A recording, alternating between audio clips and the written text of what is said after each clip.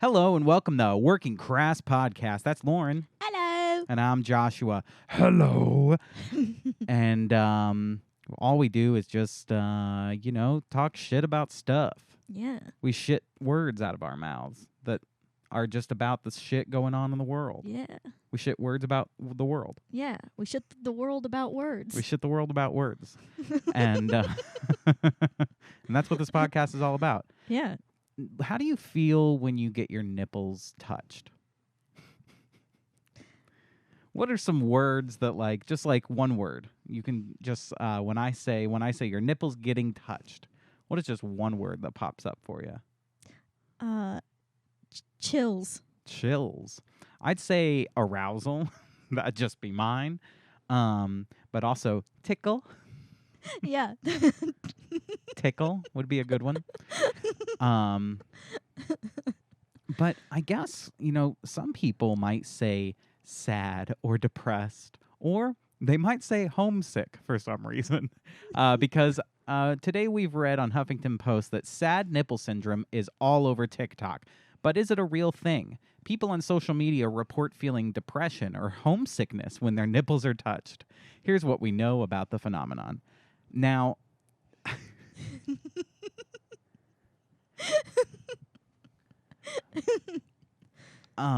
depression, I don't understand. Homesickness, I definitely don't understand. This sounds like one specific person. In general, you don't understand them, or just in relation to nipple touching? In relation to nipple touching, I don't understand. No, I understand the feeling of homesickness. I've been homesick before.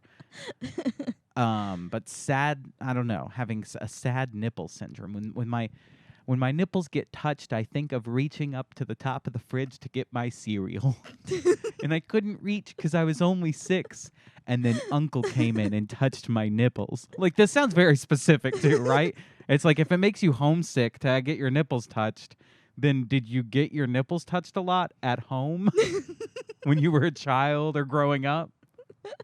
It reminds me of when Grandma used to massage my nipples. She'd put Vaseline on her fingertips, and she'd massage my nipples, I was 7 years old. What else are you going to do with a 7-year-old? Send him in the backyard to play kickball? That's why every time I touch my nips, I have to sit in my living room sadly and play Bill Withers' Grandma's Hands.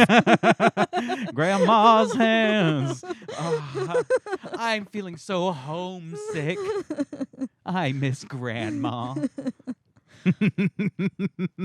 That's great. I just, it sounds specific to that person that they get homesick when their nipples are touched. I just like to think that there's a group of people who have emotional sonar located in their nips. It's just every time you touch my nipples, I think of me and the boys playing Twist the Nip.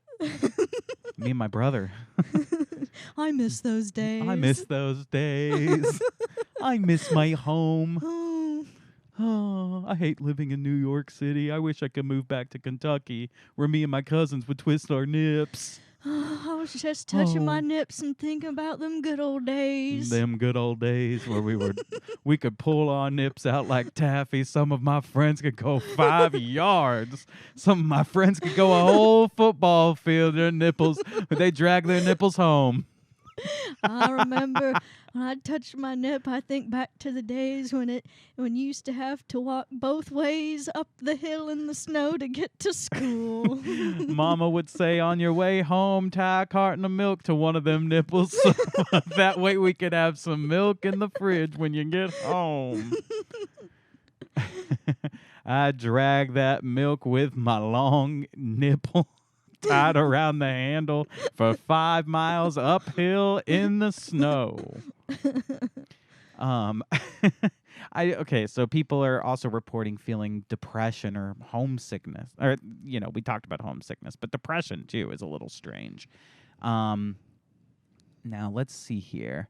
Now, this 24-year-old who lives in New York City feels an intense rush of sadness coursing through her body whenever her nipples are touched. It's maybe similar to how it feels when you touch your belly button, she told HuffPost. Wait. It's this person that has an issue. What? No. I just feel an intense rush of sadness. No, what you don't know is that this person's hands have giant calluses all over every fingertip, and also like sharp spikes. You know that shot in Ratatouille where the critic like takes the bite of Ratatouille and then it like shoots him back to his childhood? It's like you get your nipples touched and you're immediately like it brings you back to some dark memory. I'm telling you, this poor person was molested. This poor person had a homeless person hold them down and lick their nipples and belly button. It's similar to how it feels when you touch your belly button. Oh, and also when you're getting a haircut.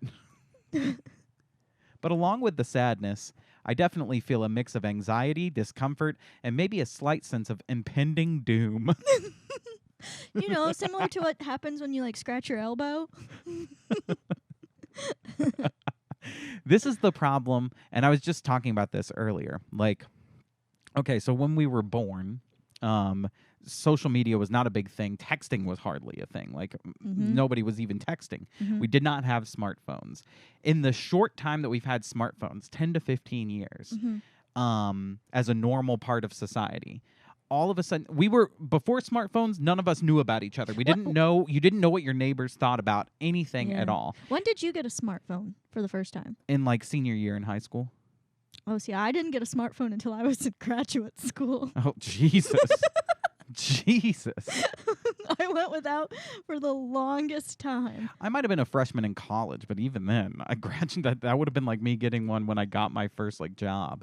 I got one in college, but before we had phones that could. I mean, I had a phone that could text before I had a smartphone. Yeah, too. That's pretty much all I had in college. My phone could send basic texts, and that was it. And you had to like click the numbers. Anyway, we sound old when we're talking. And you had to click the numbers, and then you had to turn the little thing back and go 8, 1. No, it's not that old. And the milkman came to your house, and he'd rub your nips up and down for you. He had the milk bottles tied to his nipples. He had been pulling them from house to house. No, but before the ability to text, like you didn't know like what your neighbor was doing. You didn't know what your old friend from high school was doing on in their life. If You they also moved out didn't of care. state, you didn't care either. Like you didn't know what everybody thought at every single point in time. And then now we're all in these little bubbles online, and everyone in just 10 to 15 years seems to think that they have the authority to say, people feel like this now. People feel like they can speak for everyone because their little bubble on the internet has the same opinion. And so you have this person who can't be touched in the nipple without feeling sadness, and then also the belly button. This is an insane person. But you could take this one example and go, people are starting to develop sad nipple syndrome. Like it's a thing that's happening to more than just one crazy person. And it's the problem with a lot of like our like social issues. Is all just like a couple people are struggling with this, and it's an online community, and you can't say anything about them. I don't know. Yeah. No, I think you're right. I think you're right on the money that because you have the ability to find like anything and everything online. Yeah. Then you're like, well, if one person's if you doing like it, to eat, let me suggest, if you like to eat baby butts, and then you get the internet, there's a community of baby butt eaters. there's a community of baby butt eaters. Before you're just a crazy person. We haul you off to jail, haul you off to the crazy house. So they'll find the one person who has ESP in their nips, and then they're like, and now there's got to be more out there, and they're all going to come in these comments and be like, yep, this is me. And also now, be careful. You might develop sad nipple syndrome. Yeah, this might become a social contagion. You'll start to get it. Then your friends will watch your TikToks where you're rubbing your nips, and then they start to feel sad, and they start rubbing their nips, and then it's just like a never-ending cycle of nip rubbing and sadness. The CDC will develop a vaccine. They will force you to take it. For sad nipple syndrome. They'll say we have to lock down for 2 weeks to stop the spread of sad nipple syndrome, but you know it's going to be longer than 2 weeks. Oh my God. I feel, she says, I definitely feel a mix of anxiety, discomfort, and maybe a slight sense of impending doom. What is maybe a slight sense of impending doom? This is the ESP part. She can predict the future. She knows like a bad thing is about to happen. Like she can sense it like an omen. On September 10th, 2001, I rubbed my nipple. nipple. I just had this feeling. I just had this terrible feeling. I rubbed saw my the nip, plane hit the towers, and the towers were my nipples. and 2 words popped up when I closed my eyes. I saw 2 words: inside job. Oh my God. Van doesn't remember exactly when she first noticed it, but recalls the feelings cropping up when she put on a bra or a shirt that grazed her nipples. Yeah, everybody feels sad when you get a chafed nip. That's everybody. That's everybody in the world. It's not a syndrome. I just brushed it off as being ticklish or generally uncomfortable in that area, she said. As you should. She posted about this strange sensation on TikTok. With the audio, something horrible is happening inside of me, and I don't know why. She overlaid the video with text that said, when my nips get touched, I suddenly feel this uncontrollable sense of sadness. She posted it, not expecting that it would be something many people would relate to. Me neither. Her TikTok has since amassed more than 4.6 million views and over 12,000 comments. Okay, first of all, that doesn't mean anything. That doesn't mean that they all feel this way. It's just, somebody makes a video that goes, my nipples make me sad. That's going to get 4.6 million views, especially if it's a girl. And she's rubbing her nips. And she's talking about nipples. It's so strange. This video about this girl's nipples got 4.6 million views. She's on camera twisting her nips. She's like twisting them. She's going, got a dildo in her ass. And going, I feel sad. I feel sad. I feel sad. I feel horny too. Hit that like button and don't forget to comment. I feel like a bad girl. Does anybody else feel like when they get their nipples twisted that they're feeling like a bad girl? Do you also feel like Does you anyone need else to be feel naughty? punished? Do you feel like you need a daddy to spank you? Oh my God. I got sad booty syndrome because I feel so naughty when my booty's getting spanked. I just feel naughty. Many from users expressing their shock that this is a thing that other people experience too. Expressing their shock that other people experience. I don't know. Before I posted, Yeah, because they're all grabbing their nips, going, "Yeah, you know what? It does make me sad." Yeah, I feel it too. I feel like such a bad girl.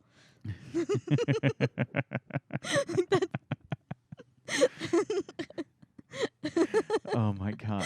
I touched my nipples and I had to warn the kids at Sandy Hook, but no one listened.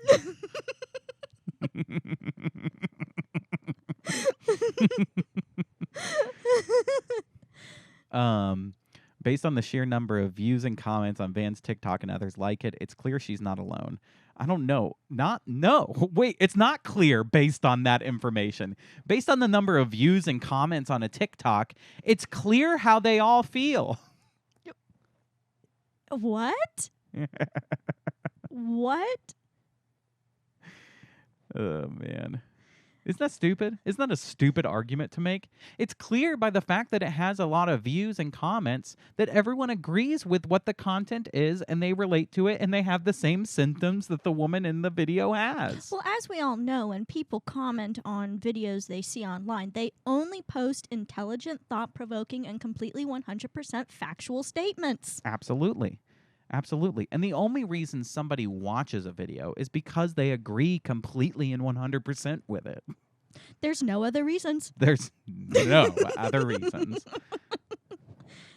You got a little cat hair. I got a hairy mic. Cat hair on your mic. You got a real hairy mic in your I got a real hairy mic, man. And it makes me feel naughty.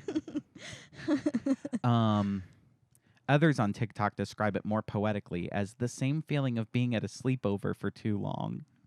and longing for some place that doesn't seem to exist. I mean, this not just kind of like just kind of being horny? Like like this is just like those romance novels where like he touched my nipples and I couldn't help but look out the window and see the clouds as they reflected against the moon and think to myself, what it is to be a woman. I feel like, I'm at a sleepover and I'm surrounded by a bunch of hottie bodies. It has become a porn.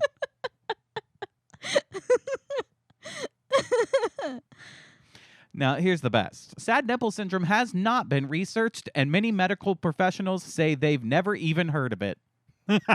That's all you need. Yeah, that means it doesn't exist. Yeah. It's not a real thing.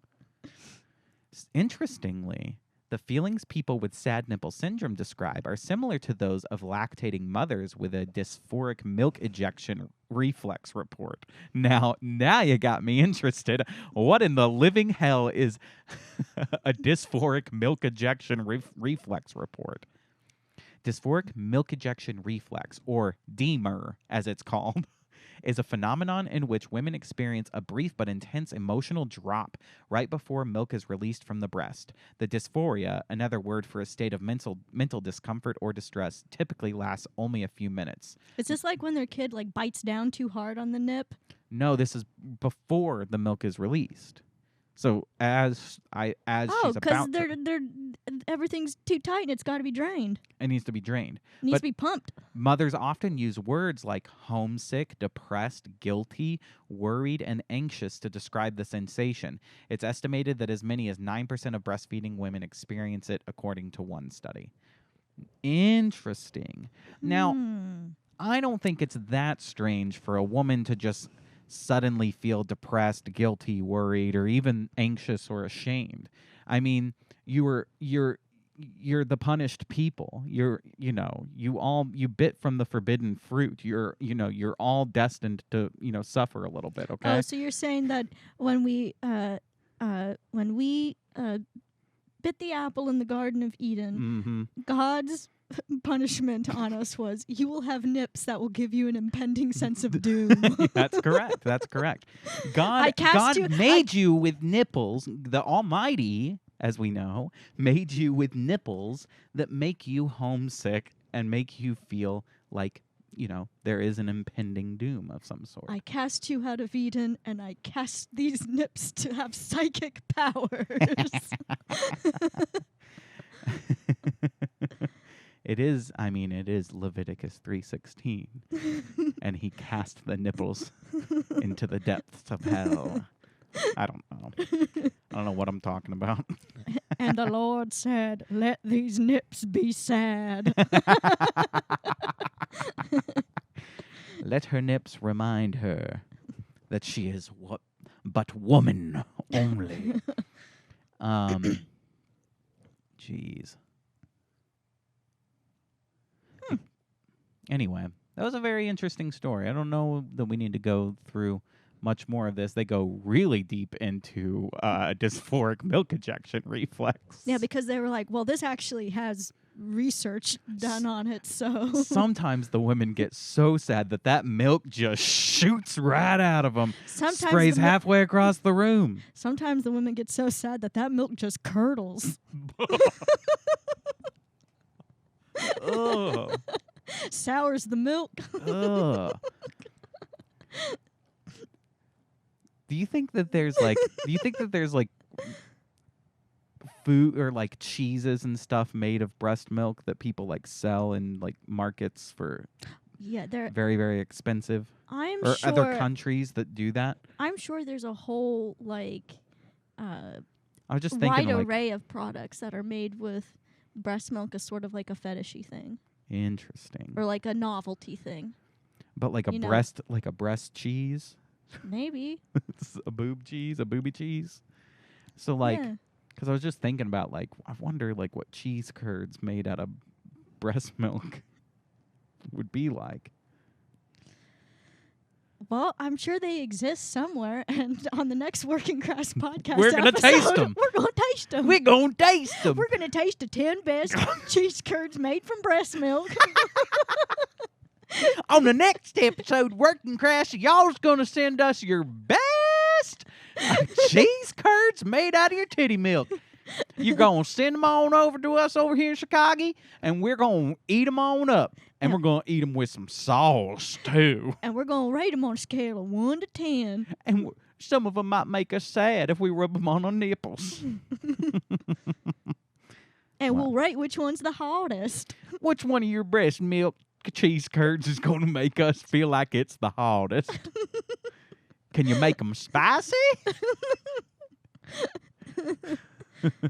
Anyway, we got a great Reddit story for everyone here.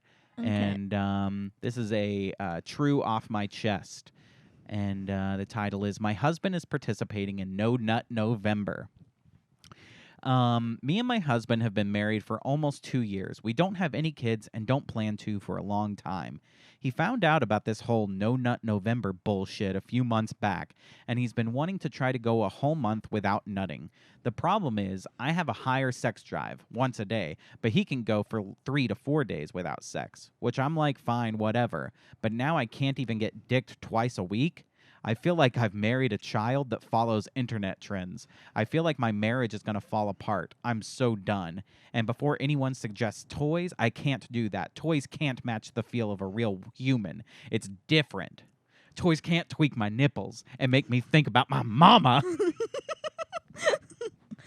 The problem is, I'm a total cum slut, and I just need buckets and buckets of jizz. Yeah, why do we keep reading stories about these damn sluts? These hussies. Just like, these whores. What? What in the world? My mom used to, any girl that I would say I like if I was, when I was in like 4th grade, 5th grade, I started liking girls and like being like, I think she's cute or whatever. Anytime I'd say that, my mom would see them when she picks me up from school, and I'd point them out and be like, I think she's cute. My mom would go, she looks like a hussy. She's a slut. Your mom also used to use the phrase "no hooky in the nookie." Don't go hooky in the nookie. I don't want you. She didn't want me to go on dates for a long time. Keep in mind, she had a child very, very young in her life, so she didn't want me to make the same mistake and have a child in my teen years, which I'm glad I didn't. But in order to avoid that, it was always like, I don't want you going to no movie theater with no hussy. You're going to try to hooky in the nookie. I don't think so. I don't want you hooky in the nookie. I don't need no grandchild. Well, this that ain't even how she talks. It's not that bad. I really made her. I kind of made her a grandpa. Southern grandpa. Hey there. Send us your cheese curds. Send us your cheese curds. Come on now. But she really, it was always, she's a hussy. She's a hussy. Well, this lady definitely, she needs her hooky in the nookie. Oh, yeah, definitely. Well, okay, but I thought No Nut November was just no jacking off. Yeah, that's what I thought it was. Like, you're just supposed to not masturbate and look at porn or something. Yeah, I thought that's what this was all about, not abstain from sex with your wife. Yeah. That's a little strange. Like, she should look a little into this, because he might just be, I don't want to have sex with my wife anymore, and he's getting it somewhere else. He's like, yeah, I'm doing a No Nut November, so stay away from me. Or this lady is just completely confused and thinks that means. Maybe. But, I think it could but very I think possibly. it's very, you know what? That was sexist of me. We should place all the blame on the man. No, it could be that he doesn't want to have sex with her, because every time he touches her nipples, she reverts to her childhood. She opens her eyes and flashes back. Every time she touches her nipple, she predicts a national tragedy. And it's just a turn off, I'm doing No Nut November. I'm doing No Nut November because every time we have sex, she's like, oh my God, there's a crisis in Yemen. I'm doing No Nut November. And also, I'm going on a business trip all month.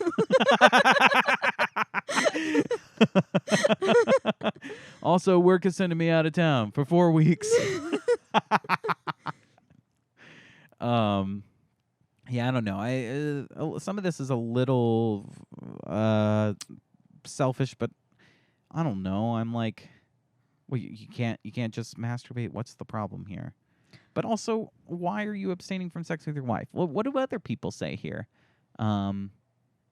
This person says every middle school relationship ever be like, but I don't really get that. I don't know how many middle schoolers are participating in No Nut November. If you think your marriage will literally fall apart from this, it wasn't very strong to begin with. Well, that's a good point. Mm-hmm. That's very true. Good point.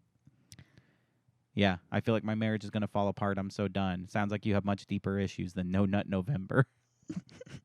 Yeah, that's what I get from this too. It's like there's something else, there's a reason why he's doing this. There's a reason why she feels completely fed up with this too. There sounds like they have more problems than just this. Well, maybe she's one of the people who subscribe to the theory, because it's been talked about now. There's been like an article that No Nut November is like an alt-right fascist. See, I didn't know this. That's crazy. Why? What is the correlation between? I think the correlation is because I assume like some conservative people supported it, so then other people were like, well, obviously that's got to be fascist. Well, there is a lot of the like conservative talk people do talk a lot about like porn watching and like cutting back on masturbation and porn. I think because there's crossover with all that, and people just like to lump everything together all under one easy umbrella, and that's boogeyman of the time right now is alt-right fascism. Yeah, that's true. That's true.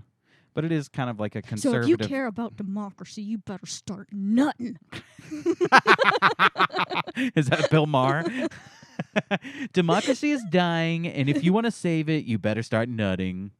Okay. If you're one of those people who doesn't nut, just nut, okay? Otherwise, the good guys aren't gonna win. The bad guys, they don't want you to nut, okay? And the good guys, they nut. Do you want to be a good guy or do you want to be a bad guy? Well, my advice to this couple is to nut. At least one of you nut. Yeah, someone's got a nut here. See, here's the problem. No one's nutting. Sounds like a lose-lose to me. So here's your whole issue right here spelled out. No one's nutting. Someone's got a nut. Oh, man. You got a nut. If I was a cartoon character, that'd be my catchphrase. Got a nut. You'd be a little squirrel. I'd be a little squirrel. Yeah. See you later. Got a nut.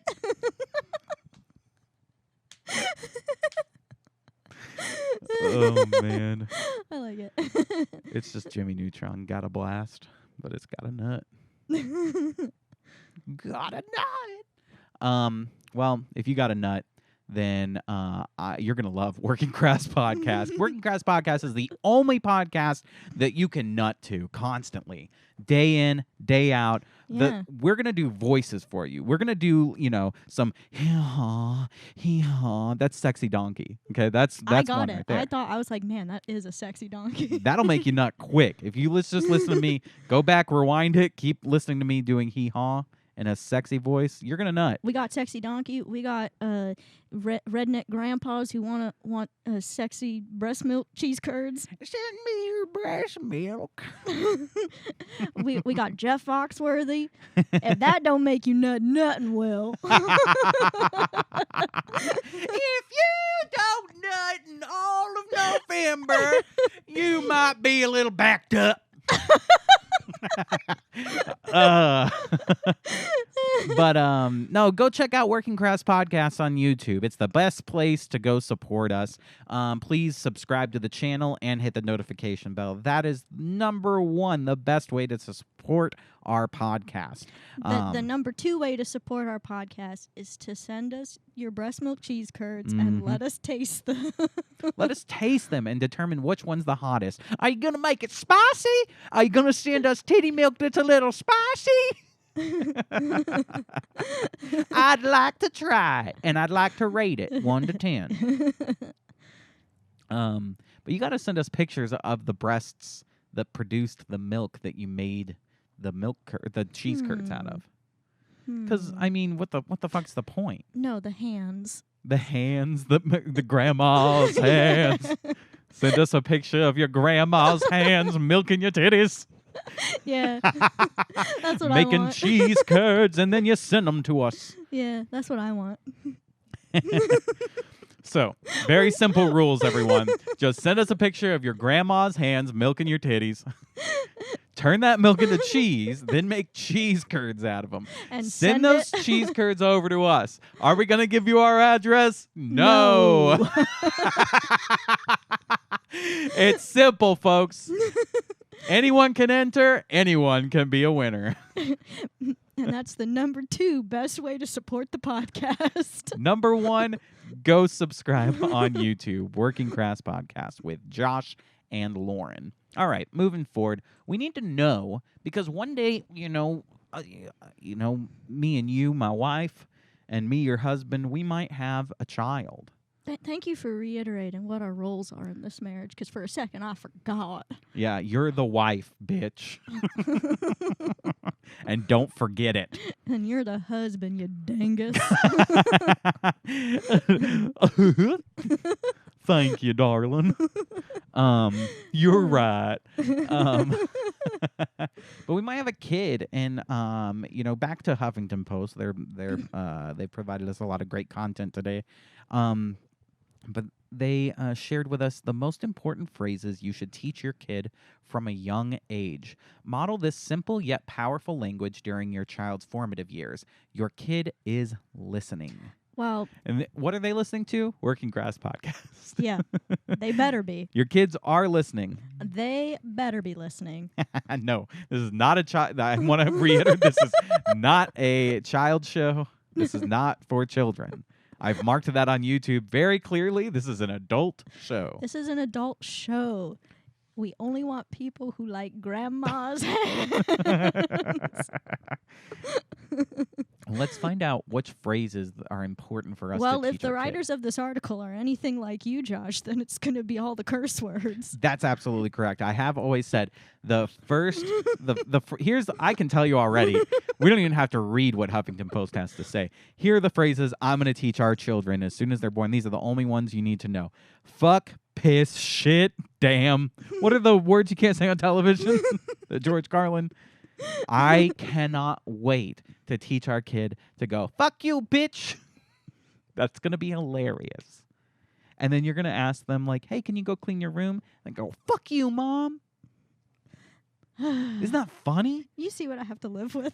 Do you guys see this? Are you That's seeing funny. this right now? It's funny. It's really Or funny. are you hearing this? If you're I'm listening to also- the podcast and not watching the YouTube video. I'm going to teach our kids to scare her, too. That's funny. No. So you're teaching them all the curse words and then how to go boo. Yeah. You're going to sneak real quiet behind Mommy, and then you're going to grab her and go, "Rah!" Well, I'm going to teach them how to nag. Oh, my God. I'm going to teach them my superpower. Well, they're going to be Jewish kids. They're going to get that through the blood anyway. You don't have to teach them. They're going to come out going, oh, will you take care of me? I need my ointment. Go get my ointment. That's our baby as soon as it comes out of the womb. I need ointment. I'm going to teach them at every restaurant before they order to go, does this have fish oil in it? That makes me a little gassy. That gets me gay. Because I think that's amusing. Now, the first phrase that you should teach your kids is, there's no such thing as a stupid question. Now, why you're teaching your kids to say that phrase, I don't know. I feel like you should just be teaching them that as a lesson, but I don't know. Sometimes there is such thing as a stupid I think lesson. there's Or also the stupid follow-up that question. you need to teach your kid, that there's no stupid questions, but there are indeed very stupid people. And just when Absolutely. you think you found a stupid person, think even lower than that, and that exists. Yeah, that's correct. That's a lesson That's to the teach your lesson kids. we're teaching our kids. lesson number 2. After all the curse words, though. But they say little kids love asking questions, sometimes nonstop from the moment they open their eyes in the morning to the time their head hits the pillow at night. All that curiosity is great, but it can also be exhausting for parents and caregivers. Sometimes we inadvertently deflect our children's curiosity because it can be overwhelming. Now, this is true as I taught children for 3 years, and they ask questions all the time. They ask a lot of questions. Sometimes they do ask some pretty stupid questions, but they're kids. They're sponges. They're learning. They're learning. They're taking in all the information. So you got to answer. You got to answer all the And questions. You don't want to should make somebody try to answer as many of the questions as you Right. can and answer them honestly. And you don't want to make somebody feel self-conscious for asking something. Absolutely, definitely. Now, because they're at least trying to obtain information. As your kid gets older, it's also important to teach them that there's no such thing as a stupid question, except if the answer to your question was just spoken clearly. Or there are resources out there that you can use to find the answer to your question without having to go to somebody else to spoon feed it to you. Yes, definitely. If the syllabus for your class says the exam is on the 3rd of November, asking the teacher what day is the exam is a stupid question. I go, see the syllabus. Exactly. I go, view the syllabus. But sure, I'll go along with like telling kids that there's no such thing as a stupid question. Now, it's not a phrase to teach your kids, though. Now, I guess it is. If we were a leftist household, I would say we would teach our children that there is no such thing as a stupid question unless it's questioning the results of an election. Then it's incredibly stupid and violence. Absolutely. It is violence. It equals violence. You must never question the results of an election unless a Republican wins. And then you should question it. Then you should question it. Then you should question it. Then it's some, foreign entity that's trying to, play with the election. Wow, you really made this political. I didn't make it political. Yes, you did. I did not. Yes, you did. You said if we're raising them in a leftist house. Play back the tapes. And then play back the tapes. Never happened. Never happened. You're like, as Tucker says on Fox News. Well, you know what Tucker would say. I'm just pulling a Trump. Nope. Here's another phrase to teach your kids. I got this. We want our kids to adopt a growth mindset, a term coined by Stanford psychologist Carol Dweck, which describes the belief that talent can be developed with hard work, determination, and help from others. Those with a fixed mindset, however, believe their intelligence and skills are innate and therefore unlikely to be improved upon. Well, I agree with this too. I think that you have to set your kids in a mindset of not being afraid and having some confidence of fake it till you make it attitude. Right, that you're self-sufficient, that you are resourceful, you're self-sufficient, and you can overcome. Have we come across an article with good advice? We'll wait till it starts turning about how you should teach your kids when they touch their nipples that they're going to start to feel sad. Okay, the next phrase that you should teach your kid is, "Hi, my name is X. What's yours?" Why so would everyone why would go I out there. teach them that? That's not my name. Why would I teach them that? That's not my name.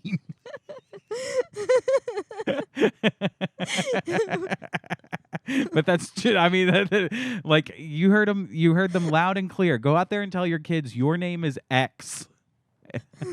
My name is X, and I'm a government operative. I'm a government agent. Okay, clearly they're saying teach your kid to, when they introduce themselves to people, state their name and ask for their name. It's a polite thing to do. It's a good way to build those social skills. 2 years of physical distancing has caused a lot of children to be socially anxious. They haven't exercised their social skills, and they're easy to learn if we model them.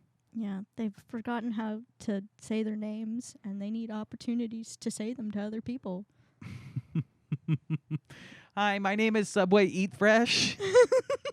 Oh, man, I mean, I'm Simon. I always mess that up. Hi, my name is Minecraft. Oh, no.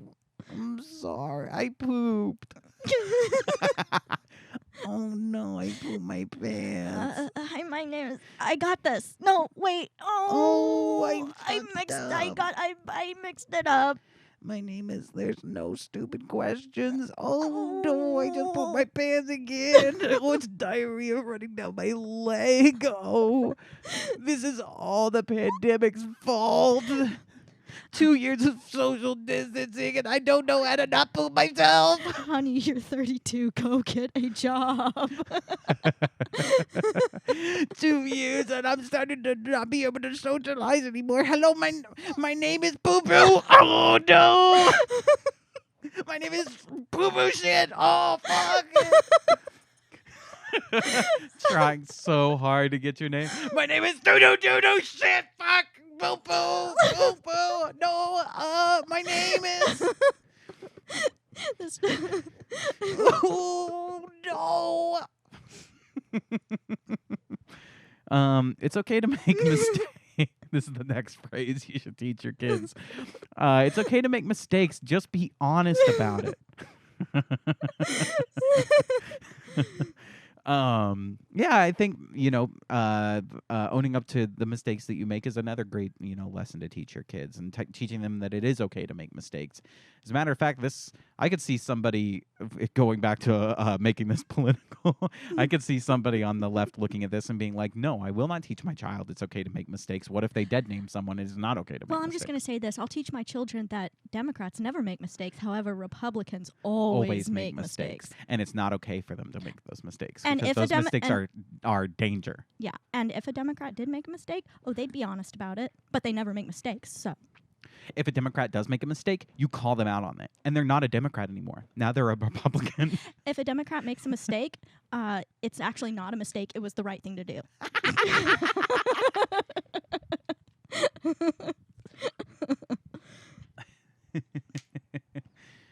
Oh, my God. Although I suppose the same thing could go the other way just as easily, too, in Definitely. some regards. Definitely. I mean, this is just... It's just fun to take the left position because they're so snooty. Oh, yeah. And I just like mocking snooty people. Oh, yeah, definitely. I never make mistakes. I don't like snooty patooties. Look, I just don't think people deserve forgiveness. My favorite thing is when people like they demand an apology and people do apologize and they go, not good enough. It's such a bitch thing to do. It's the bitchiest thing in the world. That's not a real apology. That's another phrase we're going to teach our child. That's not a real apology. Not good enough. Not good enough. Thank you. That's the next one. Yeah, the next phrase is thank you, which, I mean, this is pretty wholesome. This is a wholesome ass article here. Gratitude is a learned behavior. As parents, it's our duty to help instill in our children the importance of being thankful for what we have and expressing it. Research has shown that practicing gratitude is strongly and consistently linked with greater happiness, as well as better health and relationships. Thank you. The phrase you use after a Democrat has given you information. Just kidding.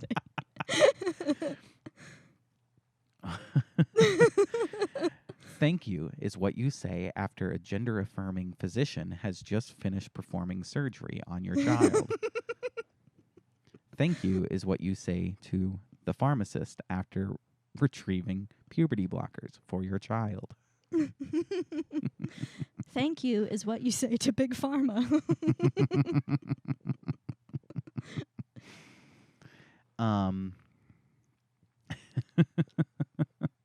Thank you is what you say to your son when your son tells you that he's not your son, he's your daughter, and you say, thank you.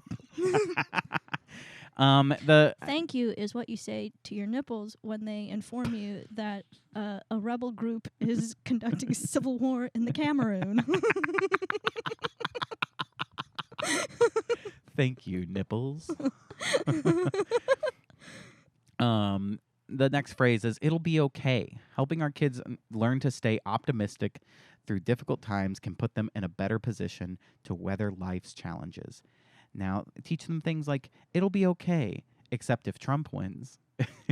then it'll never be okay again. Then democracy is over. And the rapture will start. It'll be okay even if Trump loses because he'll deny the election results and then he'll win anyway. So actually, here's another phrase to teach your children. It'll never be okay. Teach your kids that it'll be okay, but also teach them that it'll never be okay.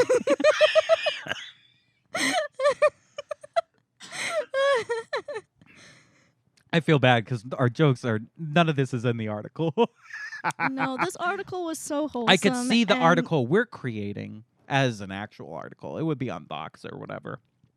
Yeah. But no, this was a good. I actually the points brought up in this article as things that you should instill in your children, I think, are worthwhile. And they all quoted like child development specialists and you know professionals in the field. So yeah, every once in a while, I'm okay with it. A reporter for Huffington Post gets it right. Just like every once in a while, a blind squirrel gets a nut. Yep. Got a nut.